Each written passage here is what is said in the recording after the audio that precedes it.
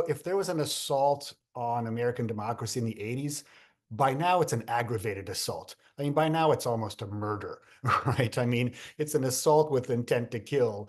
So it's just sort of, a more intense assault on democracy.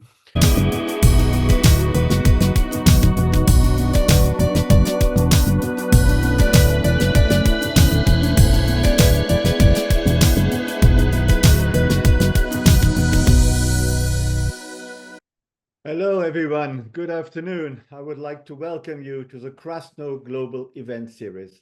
Nice to see all of you, so to speak. We have a global audience from North Carolina and from across the United States, and indeed from abroad. I'm Klaus Laris, and I'm the Richard M. Krasno Distinguished Professor of History and International Affairs here at the University of North Carolina at Chapel Hill. I've run the Krasno Global Affairs series since 2012 already, and our point is to bring some much needed sober thinking and analysis to global affairs. We want to avoid an overly emotional and vulgar and nationalist approach to global affairs, which has become all too common today, even at the highest levels. Today, our guest is Professor Alan Mcpherson of Temple University in Philadelphia. Thank you, Alan, for joining us today. How are you doing? I'm great. Thank you so much for having me. Absolutely. It's a pleasure to have you here. Today, we will talk about the foreign and domestic policy of the United States during the Reagan administration in the 1980s. In particular, we will talk about the Iran-Contra affair, which almost brought down the Reagan administration. Probably Reagan narrowly avoided being impeached. The breach, Iran-Contra and the assault on American democracy, is the title of our event today. This is also the title of Alan's latest book, which has just been published by the University of North Carolina Press. It is a great read and it is available in any good bookstore and also as an ebook. So please go out and buy it and above all, read it. Let me introduce Alan Mcpherson to you briefly. Professor Alan Mcpherson is a Thomas J. Freeney Jr. Professor of History at Temple University. He also runs a center there, the Center for the Study of Force and Diplomacy at Temple University. Alan specializes in the history of US-Latin American relations and also teaches more broadly on American foreign relations and global history. And before coming to Temple, he also taught at the University of Oklahoma and at Howard University in DC. And most importantly, perhaps, Alan received his PhD in history from the University of North Carolina at Chapel Hill in 2001. He's also, so to speak, coming home today, which is great. He also received an MA in history from San Francisco State University and a BA in history and economics from the University of Montreal in Canada. Alan has been immensely productive. He has published 12 books and dozens of articles and chapters, and he has been a fellow at Harvard University, and he was twice a Fulbright Fellow. And as noted, his latest book has just been published, The Breach, Iran-Contra and the Assault on American Democracy. In the next 30 to 40 minutes, I will interrogate Alan a little about the Iran-Contra affair and many other issues, and then we open it up to questions from you, the audience. Please submit your questions via the chat function at the bottom of your Zoom screen, and my two Krasno assistants today, Hannah and Zoe, will select them and read them out aloud. Thank you, Alan, for finding the time to join us today. It's greatly appreciated. Let me ask you straight away. You talk about the assault on American democracy in the 1980s, and many people today talk about the assault and decline of US democracy right now. Would you agree with this? Is there a difference in the assault on American democracy during the Reagan administration and today during the second Trump administration? That's a great question. First of all, Klaus, thank you for having me. Thank you to the center. It's really a pleasure to be, I guess, back at UNC. I loved my years in Chapel Hill, and it's such a pleasure to essentially be here, even though it's virtual. And so, it's a great question. It's a complicated question.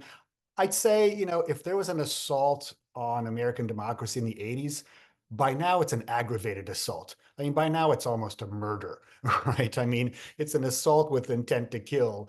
So it's just sort of, a more intense assault on democracy. But I think it's important to see, my point is to see Iran-Contra as a major step in the deterioration, the erosion of democracy in the United States. But it's certainly not the most important step. It's certainly not the most important event. In one way, you could look at Iran-Contra and argue that, oh, in fact, the political system of protecting democracy worked much better then, and democracy survived, not perfectly, but in a pretty good state by the end of the scandal. And I'm not sure we're going to be able to see the same thing after whatever we're going through is over now. So I would say there's sort of a steady deterioration, but with sort of spikes in that deterioration throughout the 20th and 21st centuries. So you would say it began in the 1980s and has kind of continued throughout the decades until we arrive at our present period, or is it a little bit more complex than that? Oh, it's more complex than that. I mean, even if you just divide things into uh, democracy deteriorating in terms of foreign policy, in terms of sort of the abuse of power in foreign policy, I mean, that dates back to at least World War I, right? And then intensifies in the Cold War. And I think both Democratic and Republican presidents have been guilty of eroding something like the separation of powers, right? Or the rule of law, or lying to the American people. That's just when it comes to foreign policy. So you can think of issues like Vietnam or World War II or the Iraq War. But then there's sort of the deeper erosion of democracy, which takes place at the broadest level of American society, such as the denial of the right to vote, the denial of, sort of free and fair elections. And of course, and I'm talking about sort of the post, the post civil rights era. Um, there's been a steady erosion really since, I would say, the 50s and 60s, ever since there's been a granting, if right, or sort of a winning of civil rights and of voting rights in the 60s. And immediately you've had a desire from probably half the country to erode whatever democratic power those new groups had in American society. But that's largely not the argument of my book, which is about a foreign policy process.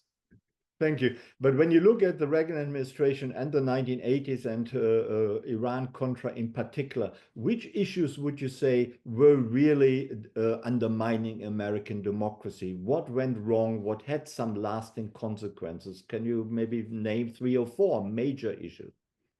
I can name 6 because the book is actually about 6 specific behaviors that eroded American democracy, both during the crisis and because of the crisis, and then worsened after the crisis, and which the crisis didn't try to repair at all. I'm not going to name necessarily all 6, but I've already named a few. One is the separation of powers, right? The overwhelming power that the presidency tends to take over foreign policy. I mean, it's to the point in the 80s where they're completely denying the right of Congress to even oversee them, right? To sort of ask questions or to give permission for certain things, rights that the Congress has based on established statutes, right, that have been passed for decades. And the Reagan folks just don't believe in it, and they'll say so openly. Another one is the rule of law, right? There's a lot of breaking of laws, and there's a lot of sort of trying to get lawyers to give you the right justification for breaking laws. That's happening all over Iran-Contra. There's the obstruction of justice. So in the investigation of Iran-Contra, in the indictments and the court cases, there's all sorts of people who won't produce evidence, won't give documents, try to slow down the wheels of justice. There's quid pro quos with foreign nations. There's the privatization of war, which is a huge aspect of Iran-Contra. I feel at this point I should probably explain what the scheme was. Yeah, So that would be my next understand. question. What was Iran-Contra all about?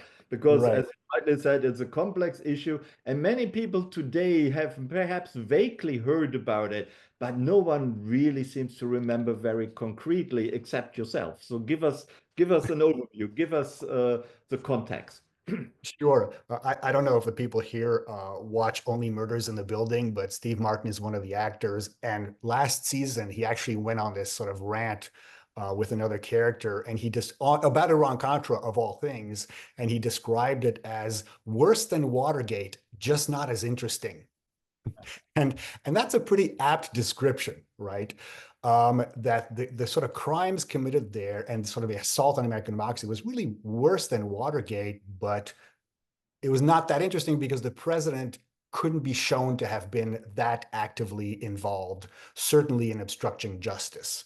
So let me back up and explain what it actually was. So it's called Iran-Contra because you can think of it as sort of a Venn diagram, right? In one circle, you have Iran.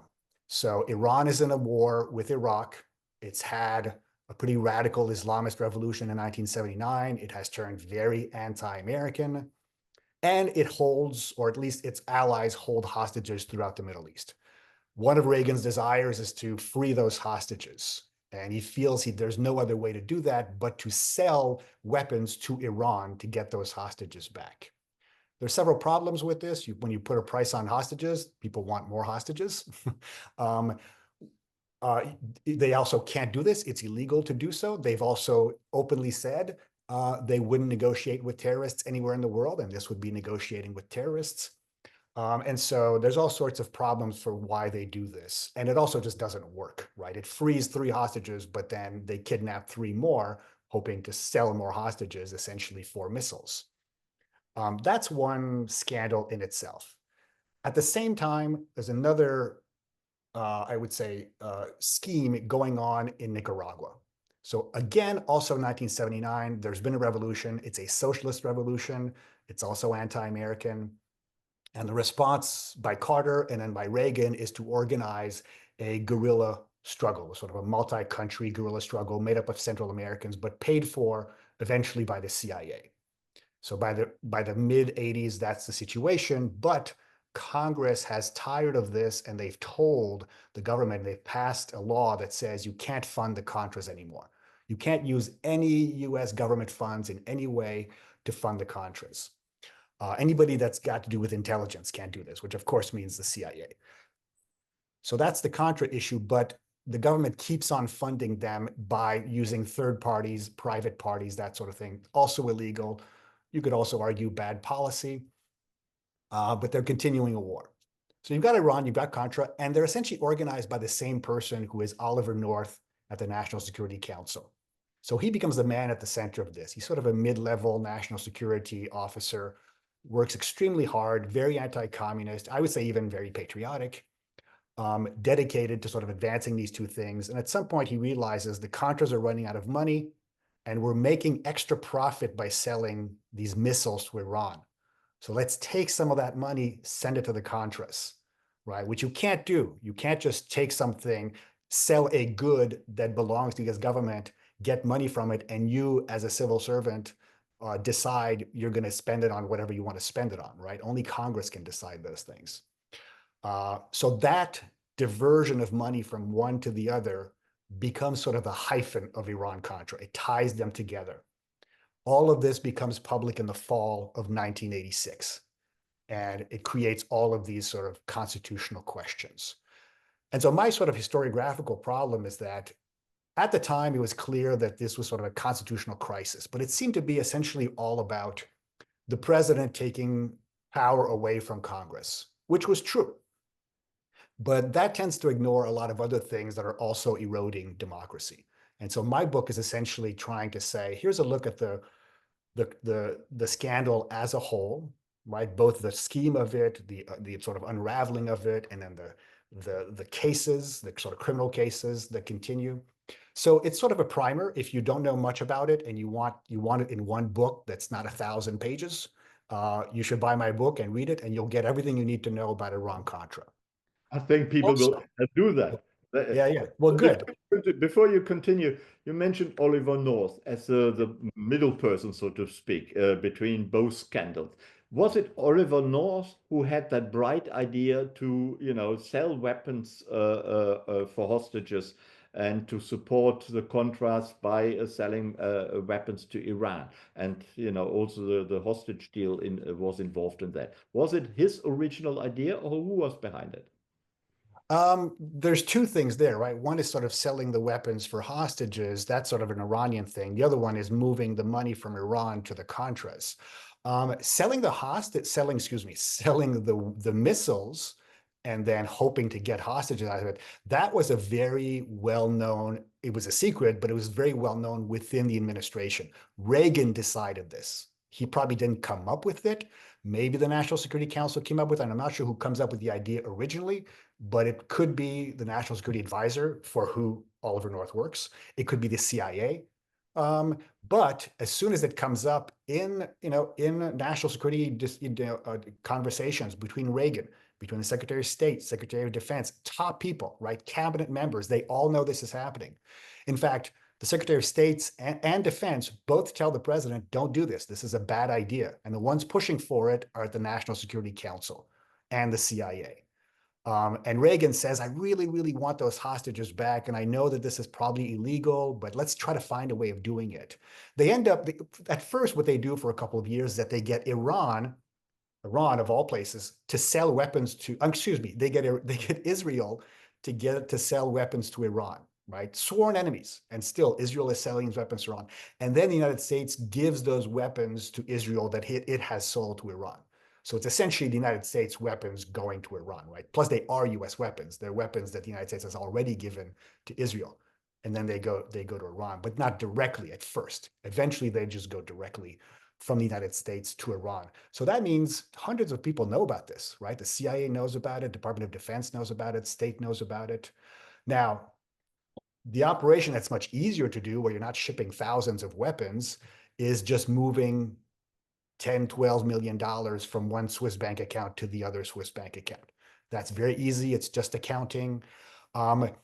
It's not absolutely clear who comes up with it, but it's probably Oliver North, although Oliver North says that it's one of his friends who was in on the scheme, who suggested, oh, here's a cool idea. We could help we could do two things at the same time, use these profits, but also help the Contras. So it's a pretty serious crime, but it's a very easy one to do, an easy one to hide. And so the key question when the scandal erupts is, did the president of the United States know about the transfer of this money, called the diversion of funds? And you can't show that he did, right? There's no conversation, there's no document that shows that Reagan knew about this. If he had known, he probably would have been impeached.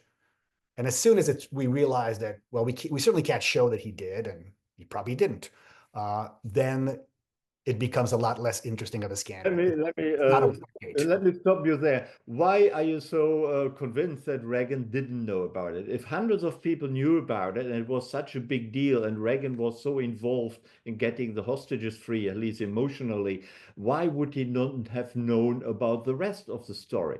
Isn't it kind of unlikely that he didn't know? Well, some people have argued this, that it's unlikely that he wouldn't know. But what I'm saying is that the diversion of funds is something you can easily hide from the bureaucracy, right? Oliver North knows, this should not become public.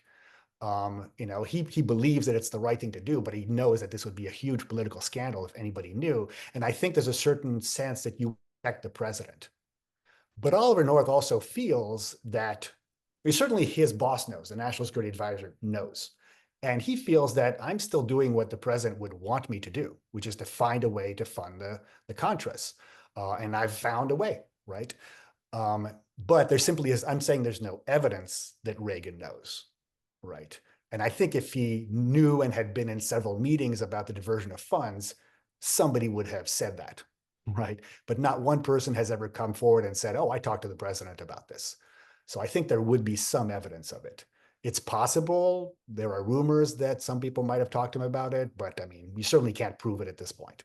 And no documentary evidence, no memorandum which landed on his desk and he perhaps initialed off something like There's that. one memo, only one memo even talks about a diversion. And the finding of that memo in November 1986 is what sets off the most severe part of this scandal. But it doesn't mention the president in any way. Mhm. Oliver North is still alive, I believe. Did you try to talk to him? I did not try to talk to him. I was pretty sure he wouldn't talk to me about this. I mean, he hasn't talked about this in a long time. I'll tell you the weirdest thing that just happened to Oliver North. I mean, for a long time, he's been sort of a public figure. He does documentaries, he does Fox News reports. Um, his secretary back in the 80s famously was this sort of model called Fawn Hall, this very beautiful woman, very devoted to him. She did a lot of shredding of documents for him, so she committed some crimes with him, admitted to it. And they were about 15 years apart, right? She was probably 25, he was probably 40, but he was married at the time. And just about a month ago, those two got married. Even though now he's 81 and she's 65, but his wife of 40, 50 years just died last year, and now they're married. It's the strangest plot twist. I wish them well, you know. It doesn't mean that they've ever had an affair. I'm not saying that. I'm just saying it's kind of an interesting thing that they sort of reconnected decades later.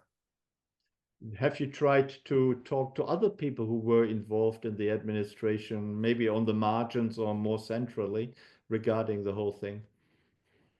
I did. I mean, I basically I didn't do that because there were so many memoirs, right? I mean, just about everybody wrote a memoir. Everybody in administration wrote a memoir. They were tens of thousands of pages. Everybody went before Congress and told their story. Very few people ever gave interviews after this. So my sense is that they would not give one to me. If you read Malcolm Burns' book from about 10, 12 years ago, I don't think there are any interviews in that one, even though new documents have come up. Um, but yeah, it's not the sort of thing that people want to talk about. In fact, in the mid 90s, the New York Times goes back and interviews some of the people who sort of went through the courts, right? And he says, what do you think? Would you have done the same thing? And, you know, what's the lesson we should take from Iran-Contra? All of them are very bitter about it. They're not happy to talk about it. And they basically say none of them regret what they've done in terms of crimes, right? Or think that they've hurt American democracy in any way. They're all bitter at the prosecutors who dragged them into court cases, or they're bitter at the Reagan administration for not having protected them more, right? So I think I would have just heard a lot of that kind of bitterness and for frankly, for a lot of people who have passed. I mean, Oliver North is one of the only people who's still alive. Mhm. Most of the people, in fact, a lot of really key people died when I was writing the book. Um, you mentioned selling missiles to Iran or providing weapons and missiles to Iran. That must come as a surprise to many of us because there was only the Iranian Revolution and the hostage crisis and a very anti-American policy in Iran, which really has continued to the present day. Why did the administration come up that it would be a good idea to sell missiles to a hostile country and also a country which only recently had taken American citizens hostage? That's a great question. I mean, it was baffling at the time to many in the national security apparatus. I mean, there's a memo in which this idea comes up and it's sent to Caspar Weinberger, who's the Secretary of Defense. I mean, if he doesn't want to do it, you shouldn't do something like this. And he says, he writes this in the margins. He says, doing this is like inviting Khomeini for tea in the White House. I mean, these are sworn enemies of the United States. They hate us. They will never change their regime. So there's a lot of sort of self-delusion. In these meetings, you're hearing Reagan saying, well, you know, sure, we want some hostages, but the real desire here is to change the regime in Tehran, to moderate them, to find allies, hopefully to bring democracy to Tehran. And it's like, really, you think selling them thousands of missiles is going to bring democracy or in any way damage if anything, they have more of a chance now of beating Iraq and of becoming the most powerful force in the Middle East. You've actually helped them, even though you're kind of more on the side of Iran, right, in terms of the war. That's fairly established. Officially, the United States takes no sides. But it certainly doesn't want Iran to win, and yet it's doing something that will help Iran win. I think what's largely motivating Reagan, one, you know, he's an emotional guy and he really doesn't want to be seen as the president who can't bring home hostages. But I think he's also burned in that sense by the earlier Iran hostage crisis of 1979 to 1981, where clearly hostages being taken by Iran itself in Tehran brought down the Democratic administration of Jimmy Carter, right? Because Carter wasn't able to free them until Reagan was elected. And so Reagan doesn't want, I think, he never says it in these words, but my sense is that he doesn't want another Iranian hostage crisis. And he hears objections from everywhere in the bureaucracy, and they're all saying, you really shouldn't do this. And yet he just pursues it. And were the Iranians aware that the missiles and weapons were coming from the American government, or did they believe that was, they originated, for example, in Israel or somewhere else? And if they knew or had an inkling that it was the American government which was behind it, was there ever some sort of warming of relations towards the United States because of these missiles? I mean, it's kind of impossible to tell what the Iranians are thinking, right? Except through their actions, because we get almost no sense of even who they are, because almost all of it goes through an intermediary called Manucher Ghorbanifar. He's basically an arms dealer who's worked all sides in the Middle East. He's a liar. He's corrupt. I mean, he's all sorts of bad things. And Oliver North just keeps working with this guy, even though he shows that he's lying about all these things. But he does seem to have contacts within the administration. He essentially always makes it seem like he's talking to the Ayatollah, right, and the head of the parliament in Iran. And so the Americans believe him. At some point, there's even sort of a secret mission where they go to Tehran and they're trying to negotiate specifically with Iranians. And they've been told they're going to meet with three sort of prominent heads of state, right? The three most important people in Iran. And they show up there and they're a bunch of middle managers that they've never heard of, right? And they go, this is you're clearly not our counterparts. And Iran is just making fun of us, right? Plus, you can imagine in Iran, if you're talking to Americans, you're taking a huge risk, right? So you absolutely need to be fooling the Americans and tricking the Americans into giving you something and then giving them absolutely nothing back. That's the way it works in Iran, right? You're a traitor if you even have a conversation with Americans. But if you can show that they're getting that, sometimes they don't even get any hostages and they've gotten 1,000 missiles for their war. So you're probably a hero in Iran if you can show that you've sort of gotten something from the Americans and giving them almost nothing back. So there's just very poisonous dynamics on both sides. That's a good reference you made about the number of missiles they actually got.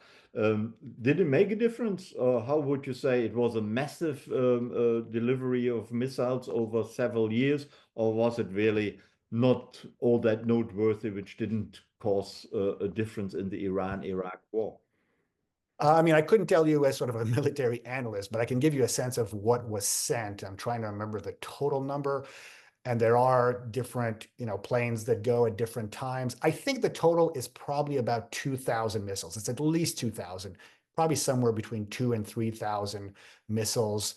Some of them don't work. Some of them enrage the Iranians because they've paid for them and they don't work. Some of them go over there with Stars of David on them, right? Which is clearly the Israelis have stamped on there, maybe just to get the Iranians angry, and the Iranians are very angry. Some of them don't work because they need extra parts. So sometimes some of the shipments are extra parts. So I couldn't tell you what difference 2,000 missiles would make in the Iran-Iraq war, but it's got to make some kind of difference. Mhm.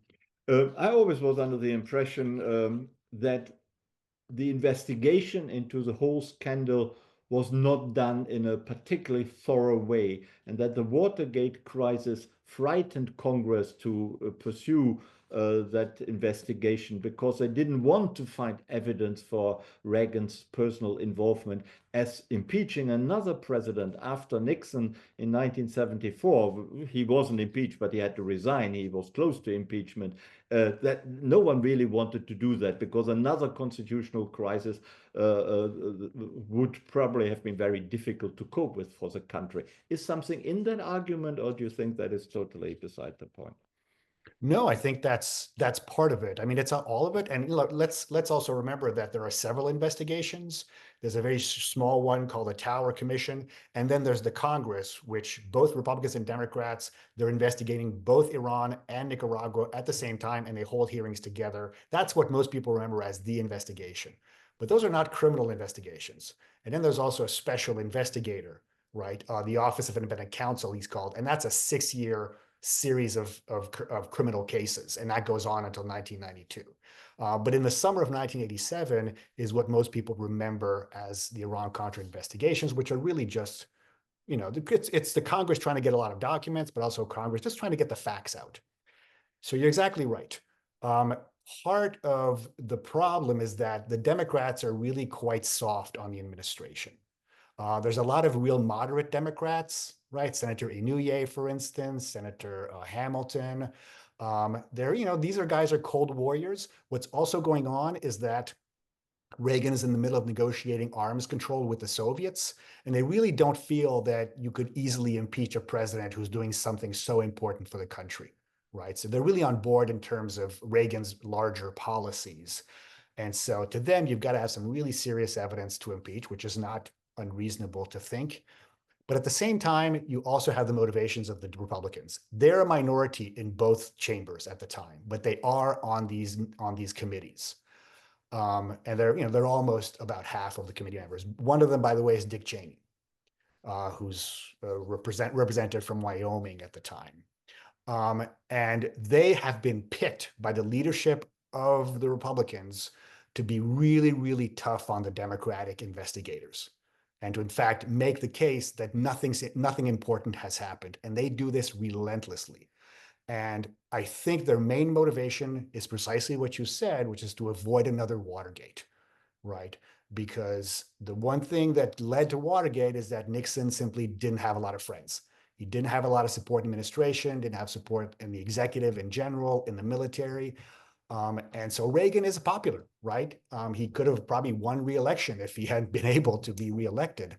And so this is the one thing that's making him, relatively unpopular. So the party realizes that after, it's not just that Nixon left and that was a stain on the party, but then the Democrats took over Congress. And one of the things they did was impose all of these rules of oversight that Congress now had on the presidency just in foreign relations. And these are precisely the things that Oliver North is angry about and the CIA is angry about. And they want to lie to Congress even more and keep information from them and keep documents from them even more because of the rules that have been passed since Watergate, right? And they're also angry about Vietnam and all sorts of other issues. And so there's definitely some partisanship on both sides, but much more on the Republican side. Thank you. Let me remind our viewers to think of some questions I would like to ask you, and not just to think of the questions, but to submit them and send them to us in writing so we can actually ask them on their behalf. Before we turn to the Q&A, let's talk to the other side of the coin, so to speak, to the Contras and the Sandinistas. Can you tell us more about the internal struggle which went on and how the United States got involved in that? There's been a long time revolution in the 70s in Nicaragua. These Sandinistas, as they're called, take power in the summer of 1979. They get rid of a dictator who had been supported by the United States. Many supporters of that dictator, mixed with all sorts of other people, sometimes just regular farmers, landowners who might have lost land to the socialist regime, they form the Contras, which is short for counter-revolutionaries. They operate in the neighboring countries of Nicaragua. So Honduras, Costa Rica, a little bit of El Salvador. And so the United States needs the cooperation of those governments. Luckily, they're all military regimes, or at least friendly to the United States. So the Contras are sometimes a few thousand, eventually they end up being tens of thousands, and they're doing actions inside of Nicaragua.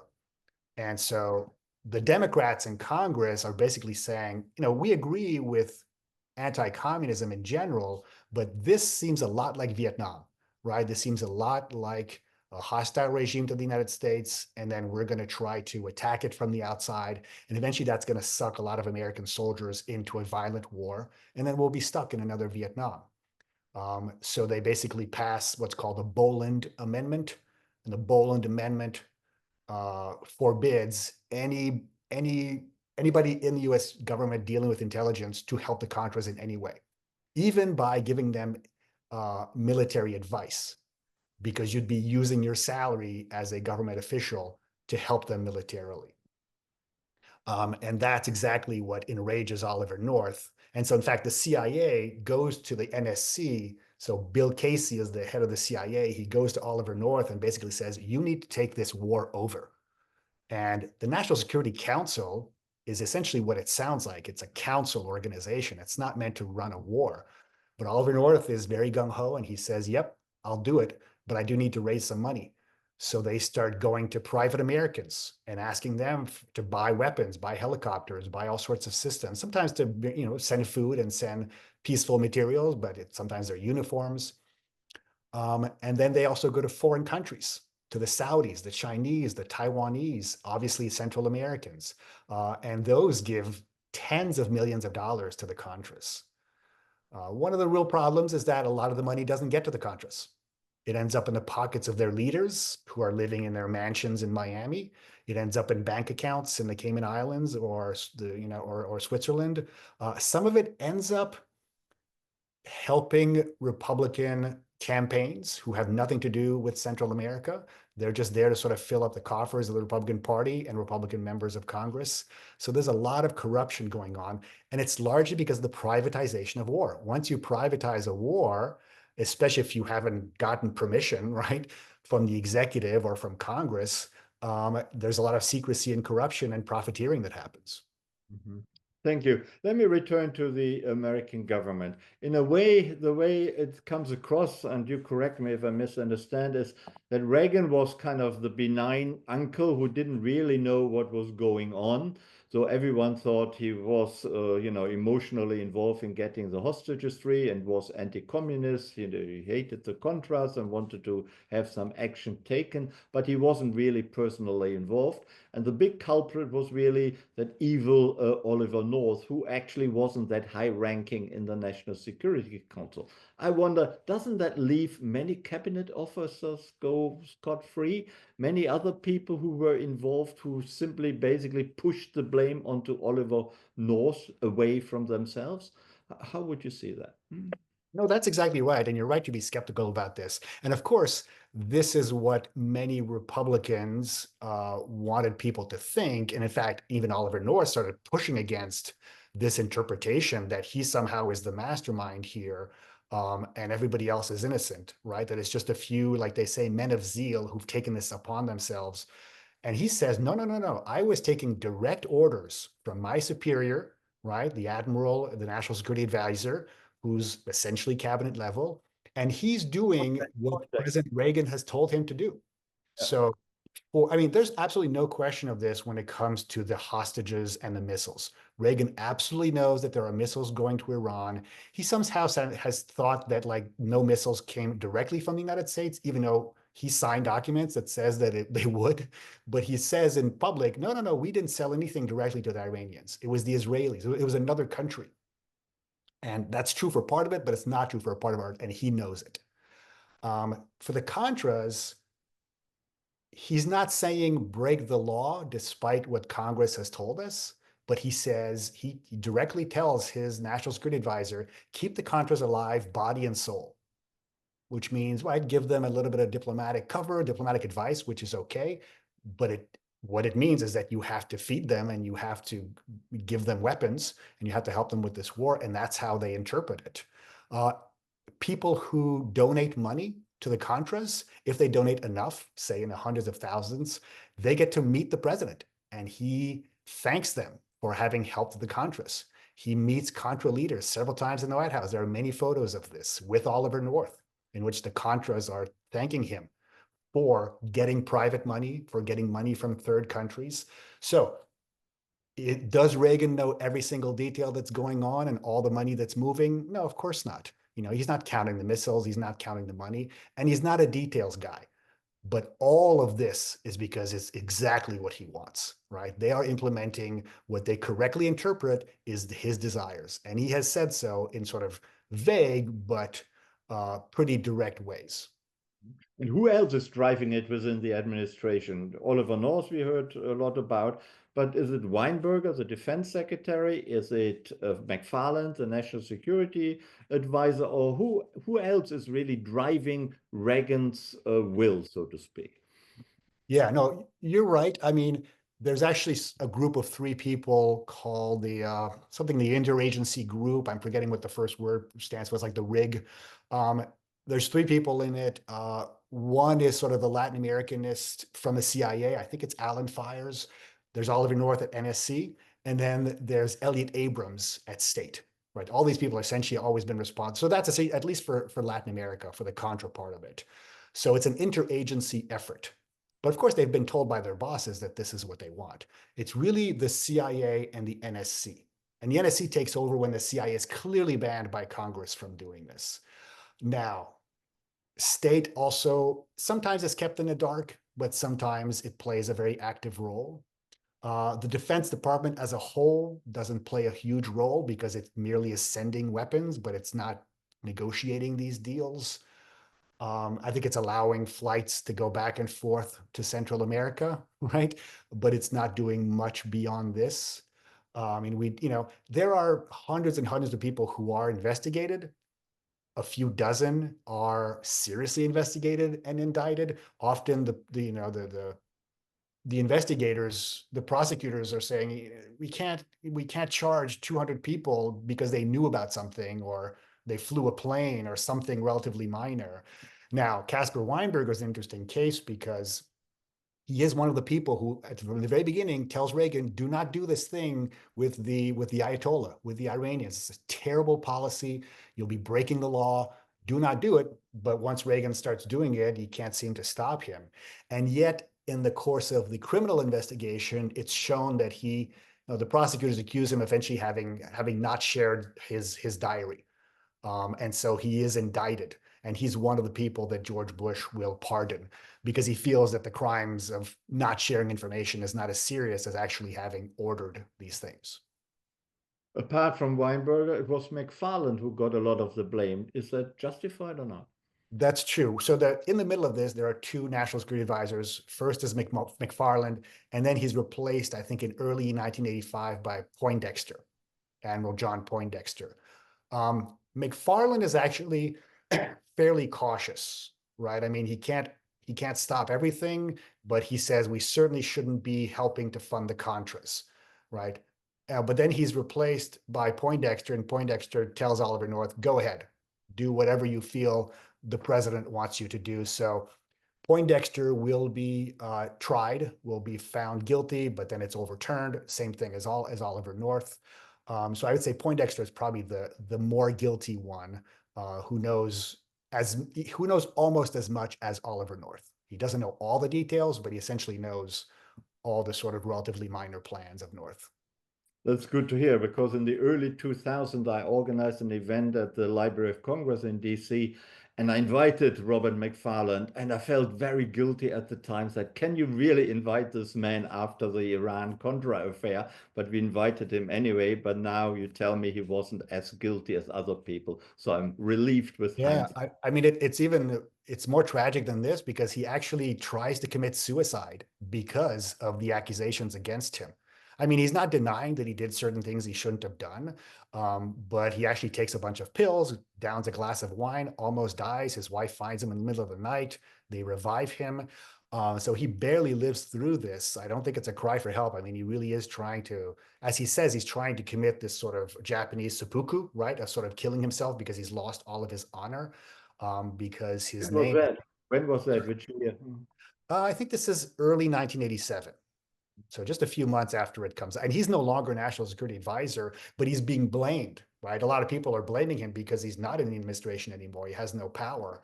And so he's very upset that he's being blamed. And he says, "I can't have this be my legacy." So he's willing to take his life.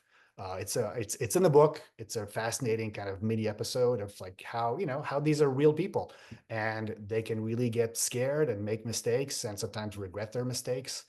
And so I've tried as much as I could to be fair to these people, right? Even the people who were guilty. I think a lot of them did what they thought was the right thing, even though they knew it might have been illegal or against policy. They did what they thought their president wanted them to do. And, a lot of them were then dragged through courts, which often meant hundreds of thousands of dollars or millions of dollars spent on attorneys to defend themselves against what they thought were spurious charges. Before we open it up to Q&A, what were the long-lasting consequences? You referred to that at the beginning, but when we now talk and after all these court cases, Was American democracy really undermined? Because, Reagan didn't seem to do that much wrong, and all the other people didn't do that much wrong. So did it really undermine American democracy? Are we not exaggerating the Iran-Contra affair? I don't think so. I mean, there's so many, this was really an opportunity for the country to look at itself and say, do we really want to be this kind of country, right? There was this real irony in the middle of it where they said they were promoting democracy around the world, right? They wanted to bring democracy to Nicaragua, bring democracy to Iran. And at the same time, they were doing things that were really hurting democracy in the United States. Members of Congress said this over and over again. They warned about the dangers to democracy of this kind of behavior.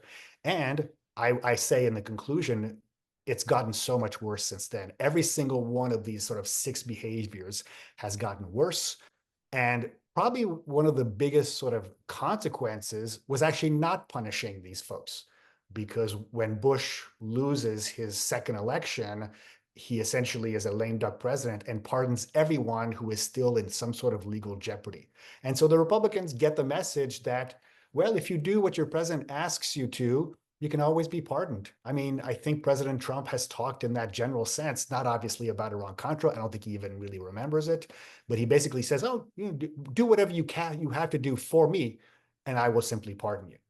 And I think that really comes from Iran-Contra. There's not many other episodes of a president pardoning political friends. Thank you. This sounds very convincing to me. Thank you very much indeed. So we can warmly recommend your book, The Breach, Iran-Contra. It was just published by the University of North Carolina Press, and I know you will all rush to the bookstores and buy it, hopefully, and then not just buy it, but read it. And Zoe, can you ask, please, the first question? Of course. So Jackson Smith, kind of as a segue to what you guys just talked about, asked, what do you think American foreign policymakers today could best benefit from learning about regarding the Iran-Contra affair? Oh, that's a good question. Um, I think one thing I would say is that you can't just see historical episodes like this as stuck in their time, right? Which means relevant only to the Cold War. I think one of the problems with Iran-Contra is that we see it sort of as a speed bump at the end of the Cold War. Where the end of the Cold War is going really well for Americans, and this is part of the Cold War. There's a speed bump, and it's a scandal, and Reagan kind of regrets it, but then it's all over. And the Republicans win the '88 election, and everybody forgets about it. But I think you need to look at the processes of foreign policy. And they are, I think, forever degraded by the fact that they've been abused and nobody has really paid a price for it. Thank you. Can we have another question? Hannah, please. Yeah, Lily Pothast is wondering, concerning the six democracy degrading behaviors you outline in your book, which of them do you think has had the most longest lasting impact on America's governmental institutions today? Well, that's a good question. I mean, the more serious one, certainly at the time, the one that everyone recognized the most as being in danger was the separation of powers, because it was so obvious that there was great disdain for the Congress and even the courts in the administration, in the executive, right? They called the senators and members of Congress very nasty names, and they said, don't share anything with them. They're going to leak it to the press, that sort of thing. So institutionally, that's probably the most serious one, but it's also the one that you can kind of correct by passing new laws. To me, the more serious one is the truth, because the truth is absolutely essential to democracy's functioning, and it is degraded seriously, not just in Iran-Contra, but certainly in Iran-Contra. So many people in this administration are lying, and they also are attacking the press which is simply reporting what is going on. There's also a very right-wing press that is emerging during Iran-Contra that's essentially attacking this, as these people are taking the truth a little too seriously, right? They're basically saying everybody lies all the time in government, so this is nothing serious. So I think there's an acceptance that well, lying is just part of the way you do things. But the problem is that democracy really relies on trust. And you have to be able to trust the people who are talking to you. So If a member of the administration goes before Congress to testify and you simply cannot trust in any way what they tell you, then you can't work with them, right? And that's what we're seeing right now on Capitol Hill, is that Republicans and Democrats on Capitol Hill are lying to each other all the time. Members of the administration go up and they lie completely. And, unless you can prove it and then bring them to court, the lie stands. The media is lying more than ever. And generally speaking, a democracy breaks down when trust no longer exists, because if you cannot persuade people with the facts, then there's only one way of getting them to do what you want them to do, and that's force. So you're quite pessimistic about the future of American democracy? I have to say yes, and more so after reading this book. I mean, I think we're going through a particular episode of it, but I don't think we've reached bottom. I don't think we will for probably several years. And I think it's going to last much longer because institutions are changing and political culture is changing, much more than, say, a crisis that lasts a year or two, but everybody's beliefs is more or less stagnant after this. I think we've got a real fundamental change about how Americans believe politics work. But it actually doesn't just apply to the United States. You look to Europe, and there are many countries who also go increasingly down an authoritarian road. It seems to be a general phenomenon of our times. Do you have an explanation for that? Can you help us here? That's a huge question. I mean, Oh, I that's the know what reason you're why I talking added about. you. Yeah, and I mean, in many ways, what's happening now is sort of an imitation of what's happened already in Hungary, right? I mean, almost move by move, you're seeing the same sorts of things, but in a much more larger scale and much more serious scale, because the United States just has a lot more power around the world. I mean, if there's one basic cause of this, it's inequality. It's the rising income inequality, right?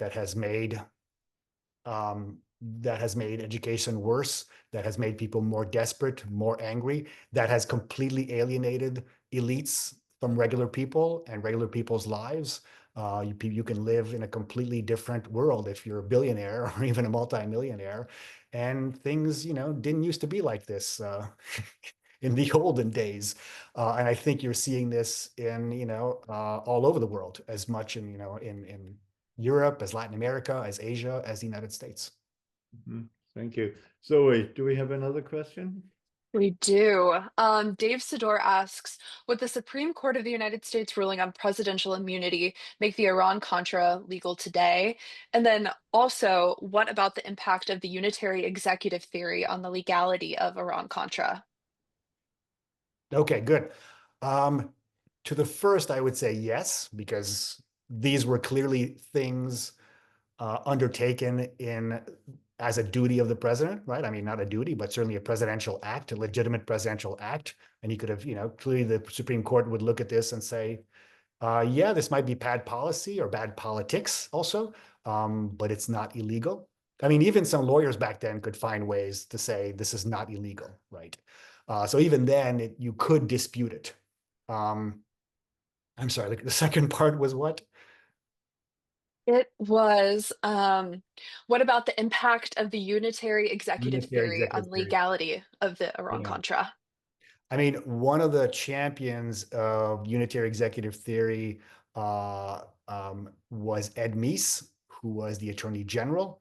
Bill Casey, who was the head of the CIA, also argued for it. Narrowly speaking, what the unitary executive means is that within the executive, there's just one authority, which is the president, which means things like the Justice Department shouldn't in any way be independent. But obviously, people have broadened the meaning of it. And even in the 80s, people like Ed Meese, people like Bill Casey would say unitary executive means, for instance, that only the president runs foreign policy.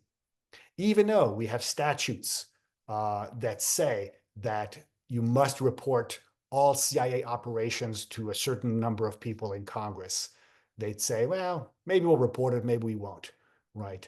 They'll try to sort of go through every single loophole of the law to report as little as possible, as late as possible, and in sort of a vague way as possible to the Congress. Essentially, carving out the Congress from any leadership or oversight in foreign policy. Mhm. Emma, the next question, please.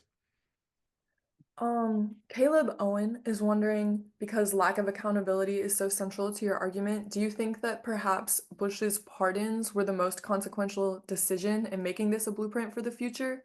Or was it, Reagan and Oliver North? What do you think? Right. I mean, the question is sort of like, is the cover up worse than the crime? Right. And I mean, obviously, pardons are not cover up, but it's certainly part of the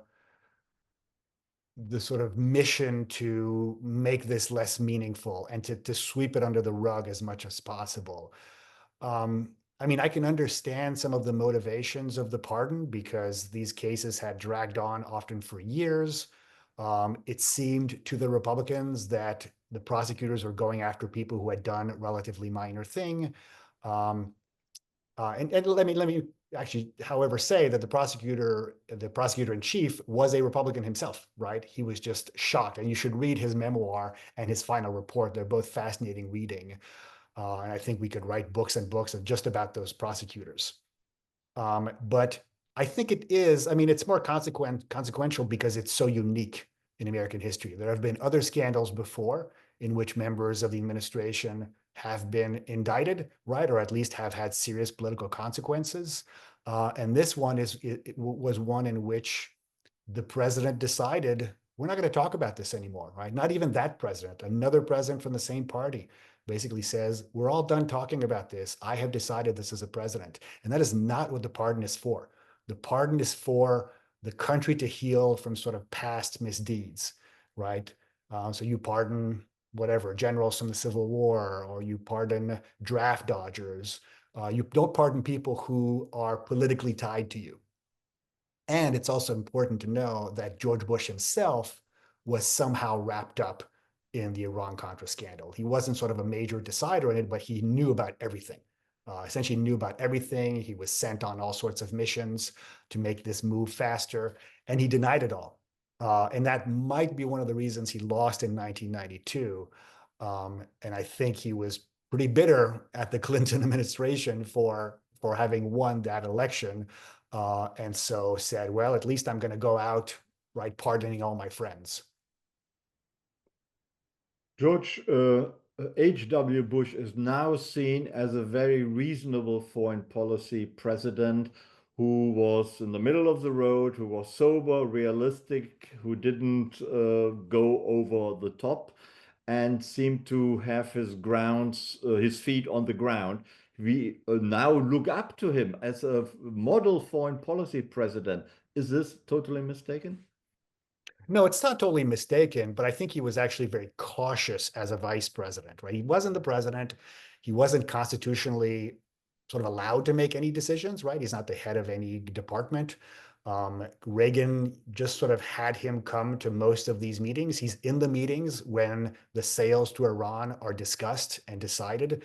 He basically doesn't say much. I'm not sure he says anything at all, but he's definitely there, but he's not giving a strong opinion for or against. So he's largely sort of an observer. I think his concern, and I mean, that's probably proper for being the vice president, right? In Central America, he's also not making major decisions. If the president wants him to do something, he'll do it, but I think he stays largely away from these two things. I did discover his diary when he was running for president in 1988. It's kind of a fascinating diary. And it doesn't show anybody who's committing any crimes, right? It shows somebody who knows a lot of information. He knows all the decisions being made. He's trying to keep it away from the media. He's trying to keep it as quiet as possible. And largely, he's protecting himself politically because he knows if any of this touches me, it becomes a stain on my 1988 or my 1992 run for president. And the most important thing for him is to become president. But he's not a central character in this, but he's definitely touched by it. Okay, thank you. Zoe, please. Yes. Lily is wondering what sources or declassified materials changed your insight about Reagan and his administration. Yeah, I mean, luckily, the great thing about this is that it was a great pandemic book to read because almost all the sources were already online or easily findable. I mean, almost everybody involved wrote some sort of White House memoir, and there's always the classic Iran-Contra chapter, right? What I saw during Iran-Contra, who said what. And you can kind of compare, you can tell the story through a lot of these. There are also tens of thousands of documents that were declassified by Congress in 1987. So as they held these testimonies throughout the spring and summer of 1987, they would say, okay, I have here, a letter that you sent this colleague. We're declassifying that. So the Congress will just sort of declassify all this stuff, and you can find it. All these books are online with all the testimony. So there's a lot. Now, I did also find things that I don't know if nobody ever saw them, but I've never seen them talked about. Some of these are, for instance, the files of the Office of the Independent Counsel. I also found the diary, in fact, all of the files of the judge of the Oliver North trial, and that's kind of fascinating. So did it change my mind about Reagan? Not particularly, because I had a pretty good sense to begin with of sort of what kind of president Reagan was and what kind of role he had played in Iran-Contra. You can also, by the way, read his diary. It's all been published. And he talks about Iran-Contra all the time in it, right? Both, the decisions about the Contras, the decisions about Iran. When it becomes a scandal, he blames it all on the media. He says this is all about journalists trying to make up a story that doesn't exist, right? So he's very angry at what he calls, the liberal media.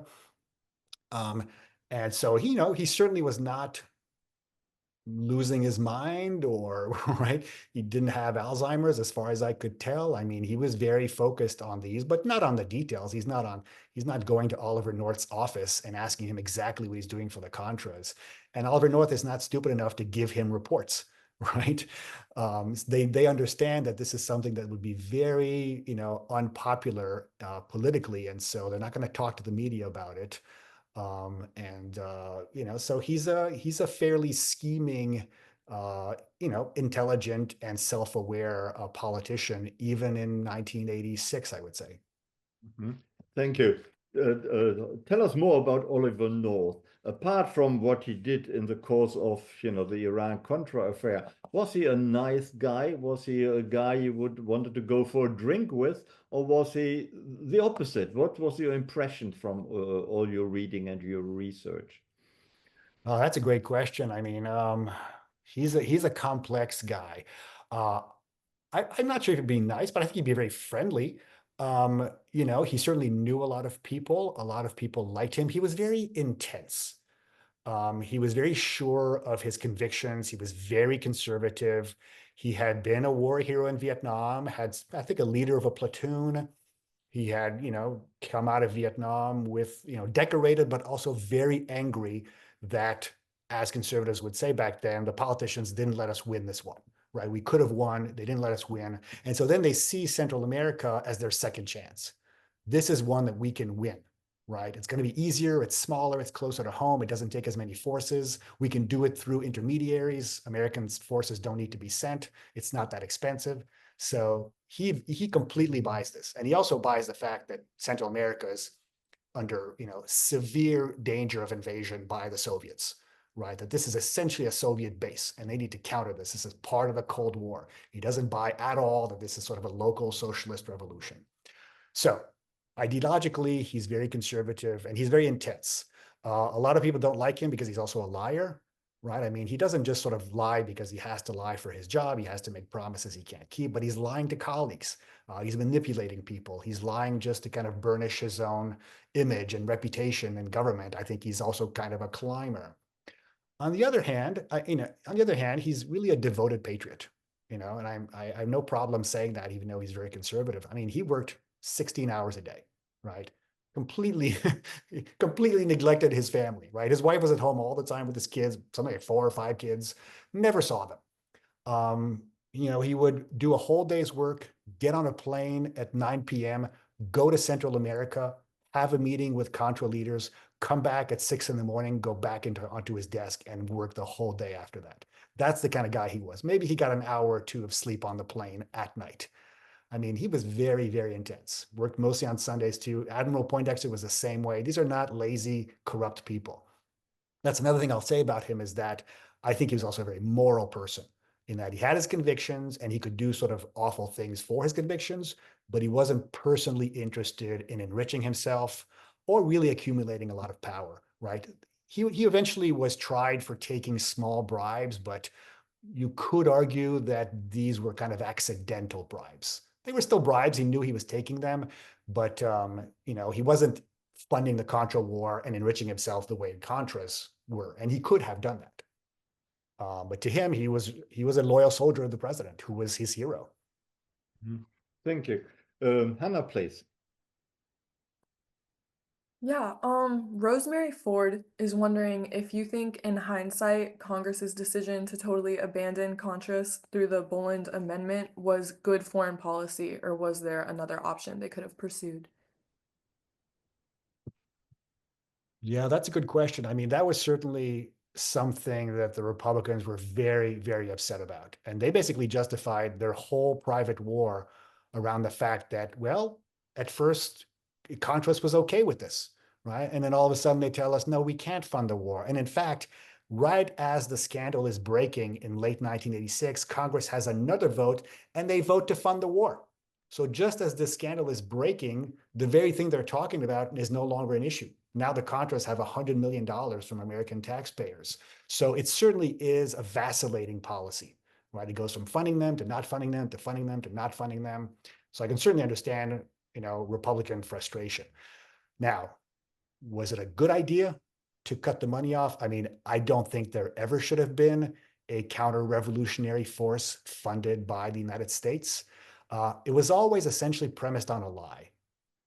There's really several lies in there, but one of them was that the only reason we're there is because Nicaragua, which is the product of a civil war, right? It's not a product of an international war, is just trying to move weapons to their neighbors in El Salvador. And the Contras are simply interdicting this international moving of guns. But the real mission, and the actual mission on the ground, was always overthrow the Sandinistas, which was an act of war, right? And so the United States clearly should not have been involved in that kind of act of war. What's even worse, and then I'm learning this by writing another book about the Contras, which is that what the Contras wanted, they wanted to overthrow Nicaragua, but they wanted the Americans to do it. They didn't want to do it because then they'd have to run it, right? Nicaragua was poor, and I mean, these guys just want to live in Miami and enjoy their millions, and now they'd have to run this poor country they don't particularly care about. What they wanted was to create enough of a mess in Central America where hopefully Americans would then be sent to help them, the Contras, get killed by Sandinistas, and then that would bring more American soldiers. They wanted to create another Vietnam, right? So the irony is that the Democrats are cutting off funds so that there won't be a Vietnam, but that sort of increases the pressure on the Contras to say, let's create a Vietnam and give Reagan absolutely no choice. And Reagan, if you read his diary, he's very clear. He says, the one thing I don't want to do in Central America is send American soldiers. I will never do that, right? But he's ready to do almost everything else. And of course, it's a hugely destructive war. 30,000 people die in Nicaragua, which is 5% of the population. Can you imagine if 5% of the American population died in a war? I mean, it's something that we can't really imagine. Fascinating. I think we look forward to your new book. When will it be finished? Probably a couple of years. I mean, it's finished now. I'm just waiting for, people to read it. All right, very good. Zoe, please. Yes. Robert Gaines is curious, how were the congressional limitations able to ease up between 1982 and 1983 regarding funding support for the Contras? How are they able to ease up? I mean, I don't remember exactly when they all get, eased up or retightened, but essentially it's member by member, right? You got to go out and get the votes. And there are scholars like Cynthia Aronson who sort of looked at this in great detail. And it depended who got elected or who got pressure put on, right?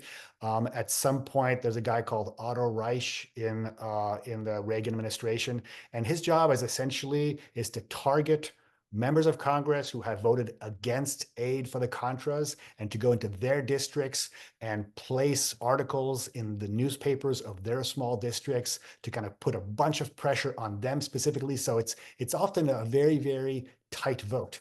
And it's not like now we're just used to sort of down the line party vote, right? Where the president wants something, every Republican votes for it, and every Democrat votes against it. Back then, it wasn't like that. You had very moderate anti-communist Democrats in states that we now consider red states who were always voting for Contra aid, right? And others, you might have some moderate Republicans, maybe in sort of bluer states who were always voting against it. And so you had to, the president simply couldn't impose his will. Even an election that might shift a lot of seats one way or another didn't necessarily shift the vote on the Contras. And it depended also what the Contras had done, what the CIA had done. At some point, the CIA, with its own employees, not the Contras, but its own employees, puts mines in the harbor of Nicaragua. That's an act of war. And that really, really enrages a lot of senators, including Republican senators. Mm-hmm. When listening to you, it seems that there's a lot of overreach going on in the American government by all sorts of agencies and officers. Can that overreach, including the CIA, including the National Security Council and various other agencies, can that overreach ever be contained again? What is your view? I mean, yes, anything can happen. Towards the end of the book, I argue that there's sort of two main interpretations, if you want, of sort of what went wrong, right? One is to sort of blame individuals, which is to say, like, there are exceptionally driven people, men of zeal in the government who are just bad apples, right? And if you get rid of those bad apples, the government will work fine, including foreign policy, right? Just identify those bad people who've committed crimes or something, get them out. The system itself is fine.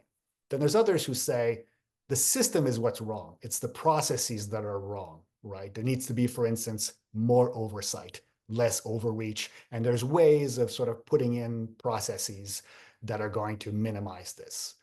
Those are sort of the more structuralist, right, interpretation.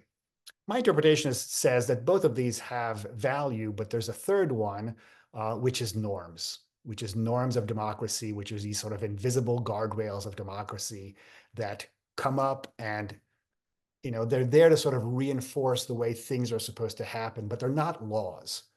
And so the most dangerous thing that can happen to a democracy, and we've seen it, in the past 9 months more than ever, is that you have a group of people who come into power who simply don't believe in those norms. And so they blow past them over and over again, and they haven't actually done anything illegal, right? And so it's very hard to stop them because they just don't believe in democracy.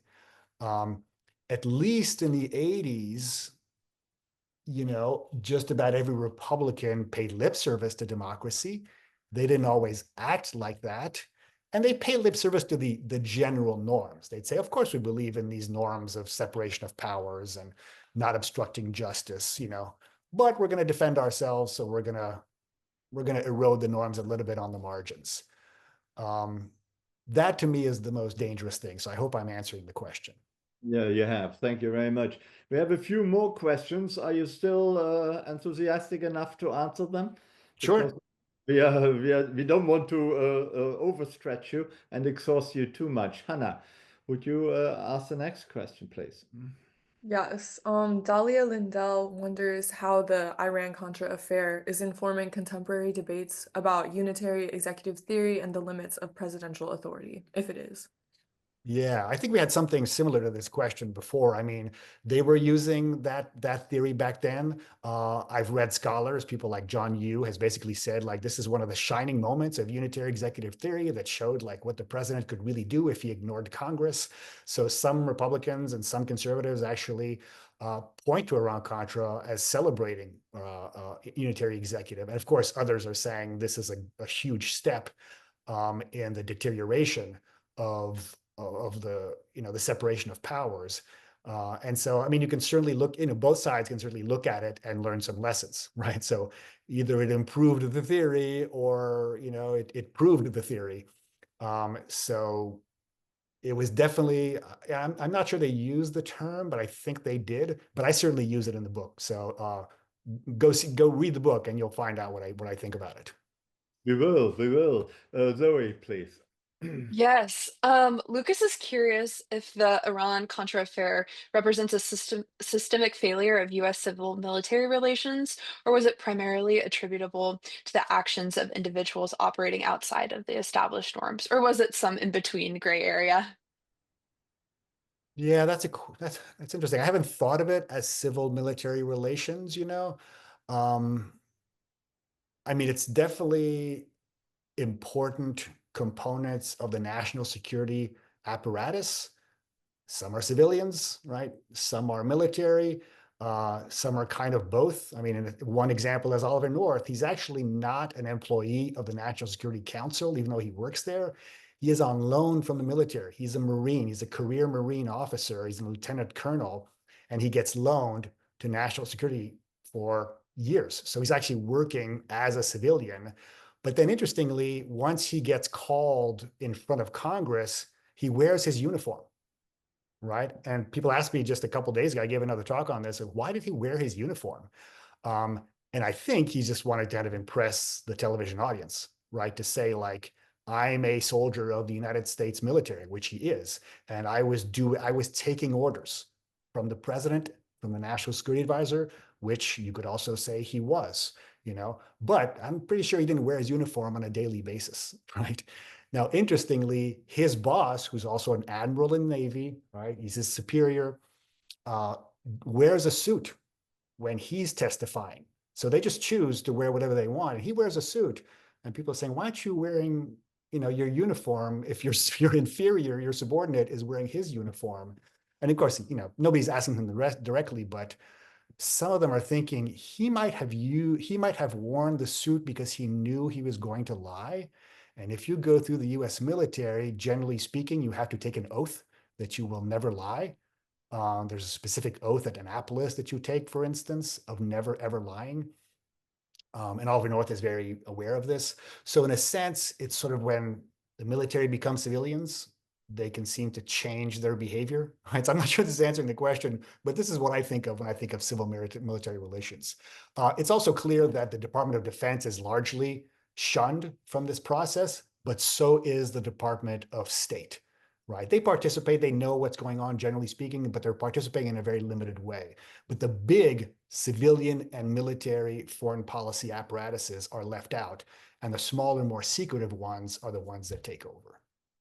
Thank you very much. Let's have 2 or 3 more questions before we let you go. Hannah, I think. Yes. Jason Du wants to know, in selling weapons to Iran, was the Reagan administration considering the balance of powers in the Middle East? I know they were thinking about the hostages, but were they also worried about Iraq's initial advantage and that perhaps Iraq would be able to install a government in Iran that would be against American interests? You know what? I've seen no evidence that they were, which is crazy, right? You would think we have two, you know, powers in the Middle East. They're at war. One of them is our sworn enemy. The other one is a dictator that we don't love, right? Um, you know, probably the correct posture is to not take a position. But it's pretty clear that most members of the Reagan administration wished for Saddam Hussein to win. They didn't really help him much, but they certainly were, you know, more on his side. And yet nobody brings this up when it comes up in conversations at the highest levels, right? Secretary of Defense, Secretary of State, they're just saying, you know, we don't think you're going to make friends in Iran. We don't think you're going to, you know, free hostages. You've publicly said you're not going to do this, right? That the United States doesn't negotiate with hostages. These are all, you know, bad reasons for doing this, Mr. President. You know, and essentially, it's not our war. And he just keeps saying, well, you know, he just will sort of take the national security advisor aside and say, well, figure something out, you know, send me some more options on this thing. Let's not let this die. And in fact, there's then the Secretary of Defense goes back to his office and he tells Colin Powell, who is his main advisor, he tells Colin Powell, he said something very dark phrase like the baby has been strangled in its cradle or something to that effect. It basically says like this policy option is dead. right, of getting hostages for weapons. And so the Department of Defense has understood from this meeting that it's not going to happen, and yet it happens. So that's actually something important to know about Reagan, is that he often didn't want to make decisions in front of other people. He would listen to everybody. He would be friendly to everyone. He would sort of tell them what they wanted to hear, which many presidents did, but most presidents would make a decision and everybody knew, okay, that's what the president has decided, let's go out and do it. He wouldn't decide. He would let his subordinates fight it out and say, okay, thank you very much, meeting's over. And then everybody thought that they had won. And so this is a classic episode of this. And we see that there's a lot in the documents that have come out on Reagan, right, since his presidency. Thank you. So your overall impression of Ronald Reagan's presidency and his activities in foreign policy, Iran-Contra, is kind of positive, I think, is it? I mean, Iran-Contra, I don't think represents his overall policy. It might be a window into sort of how he made policy, what kind of leader he was. I think when it comes to his sort of Cold War policy and Soviet policy, he had good instincts. I think he was also very lucky that things sort of broke his way. I think as a manager of foreign policy, he was not a particularly good one. He was not particularly well informed. He didn't manage his staff very well. And he didn't make clear decisions, right? Regardless of what you think of the policy, he was actually not a very good foreign policy president, I would say. So I always thought Nancy Reagan was running the government. That's not correct?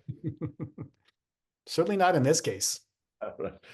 Zoe, the final question, please. Yes. So, Dalia Lindell, just to kind of sum up, because I know we've talked about this already, if you have any final closing thoughts about how did the Iran-Contra scandal affect public perceptions of government integrity, and what precedents did it set for subsequent administrations regarding transparency and executive power?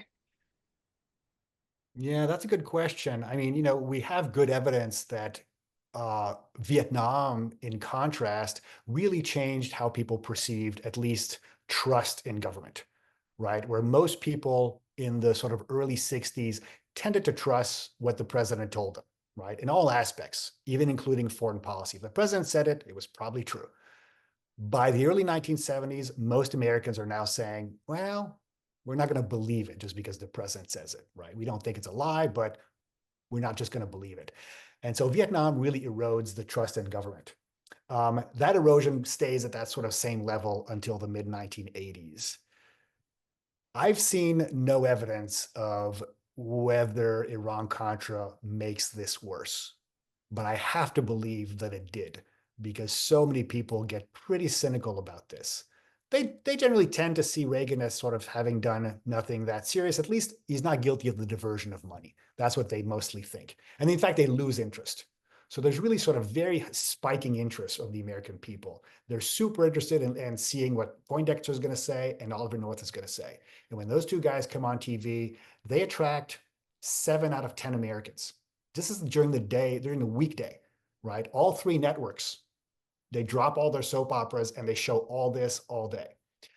So Americans really know about this. But as soon as Poindexter comes on, he basically says, well, I essentially gave Oliver North these orders, but the president didn't know. Then the scandal drops out completely of the average American's landscape, and they care nothing about it afterwards. And then it's just sort of cleaning up for about 6 years of sort of pursuing these court cases. But for that sort of shining moment, there are tens of thousands of Americans who are sending letters, writing letters, sending telegrams to both sides, and really thinking about what this has meant for democracy, right? What this has meant for their relationship with the government. Maybe it's an actually really unusual period of that much engagement with public figures. I'm not sure that many Americans now would send letters, right? Or really sort of send anything thoughtful. And a lot of this stuff is really thoughtful and really try to engage with their public. I think there's a lot more cynicism these days, right? Where people they'll write one line on X and they think that they've participated in public life. So, I mean, technology is a big part of this, and that's a whole other thing. The media has changed also. It's changed partly because of this. Republicans have sort of learned to take scandalous behavior and turn it to their advantage and to raise money from it, to blame the media. So I have articles on that also, which people can research. I think there are domestic political consequences to Iran-Contra. Thank you. I have to ask you again. Richard Nixon didn't get away with Watergate, while Reagan, as listening to you just now, said largely, you know, the American public ignored it after a while. So he did get away with it. Even with hindsight, you know, we know about Reagan, about the Soviet Union and ending the Cold War, apparently, but or very few of us remember Iran-Contra. You said before that it was because Richard Nixon didn't have any friends and Reagan and Oliver North has plenty of friends. Is that what explains it, or does it go beyond that? No, I think it goes beyond that in that, I mean, Reagan was the fact that he was friends means that he was politically popular and therefore more politically powerful. He had the party completely behind him, pretty much most of the time. He was a beloved president. He had won 2 elections and was, essentially in 1986, more popular than ever. Nixon was fighting the Vietnam War. He was not a popular president. I mean, he didn't get elected with, in 72, he had a, huge majority, but he was not a likable person. So that makes a difference too, right? So that took away a lot of his popularity. And I think also the Republican Party was simply more disciplined under Reagan, right? In that you will line up behind whatever the president wants and you will fight for the president, or else you get another impeachment like Nixon. So it's also important that Nixon comes before Reagan and teaches this negative lesson that this is what happens when you're not loyal to the president. Everybody in the party suffers. Thank you very much, Alan Mcpherson. I think it was very interesting, and you enlightened us a lot about the 1980s and Ronald Reagan, and above all, of course, about the Iran-Contra affair. We will all rush out and buy the book and read the book. And thank you very much for coming and enlightening us. It has been a real pleasure. I hope you gained something out of it as well. I did. Thank you very much for listening to me. Thank you, Hannah and Zoe, for the questions. Klaus, for the invitation, of course. Thank you very much, and thank you for the audience to stay with us to the bitter end. And there will be more Krasno events coming in the next few weeks, equally interesting and good ones.